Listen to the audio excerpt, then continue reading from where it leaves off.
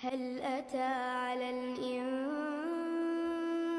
حين من الدهر لم يكن شيئا مذكورا إنا خلقنا الإنسان من نطفة أمشاج نبتليه فجعلناه سميعا بصيرا إنا هديناه السبيل إما شاكرا وإما كفورا إنا أعتدنا للكافرين سلاسل وأغلالا وسعيرا إن الأبرار يشربون من كأس كان مزاجها كافورا عينا يشرب بها عباد الله يفجرون. السلام عليكم متابعيني، شلونكم وشلون صحتكم؟ يا رب الكل بخير صحة وعافية على الجميع. ورجعت لكم فيديو جديد أتمنى ينال إعجابكم. لا تبخلون علي من اللايك والاشتراك فضلا وليس أمر عليكم وأكون ممنونة من عندكم. طبعا هنا أنا طالعة رايحة عند أقاربي، ومثل ما تشوفون حبيت أصور لكم هاي المقاطع الطبيعية الحلوة وأخذكم بهاي الأجواء الحلوة مثل ما تشوفون، الخضار والزرع وهذه الأشجار وطبعا البحر والماء كلها صورت لكم. فيديو بسيط حبيت أشاركه وياكم بنات، وأتمنى ينال إعجابكم. وطبعا قلت لكم ما تملون من عنده إن شاء الله، لأنه هو قصير هذا الفيديو.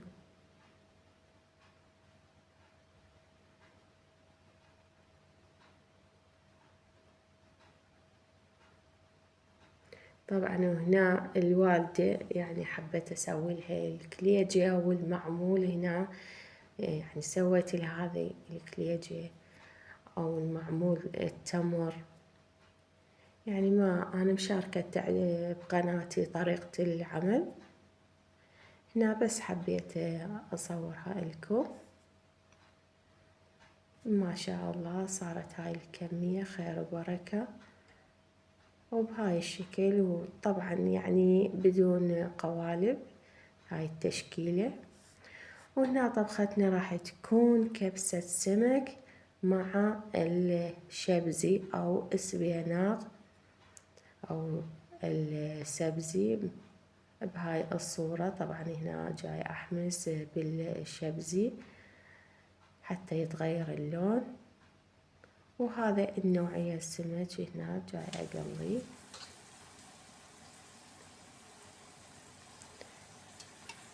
بعد ما انحمس الشبزي كل زين بديت أضيف قطع السمك بهاي الصورة. قلت لكم راح تصير كبسة سمك أو سمك، طبخة همة حلوة وحبيت أجدد بيها بهاي الصورة بنات البسيطة مثل ما تشوفون. سهلة وسريعة وقيمة غذائية عالية من السمك والسبيناق الخضرة هاي الموجودة، كلها فوائد وكلها فيتامينات.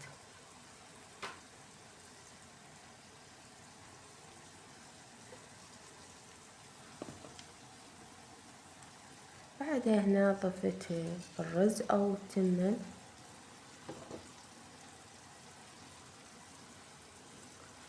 وراح أضيف الماء وأخليها تطبخ طبختني على ما الماء كله يختفي أو تستوي حبة الرز أو التمن. وبعدين أهدره أو أسكر التمن على نار كلش ناصية حتى الحبات التمن يستوون كله زين والسوائل أو الماي كله يختفي.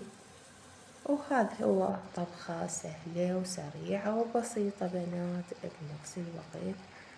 بنات بعدها أنا يعني خذيت كم حبة بصل،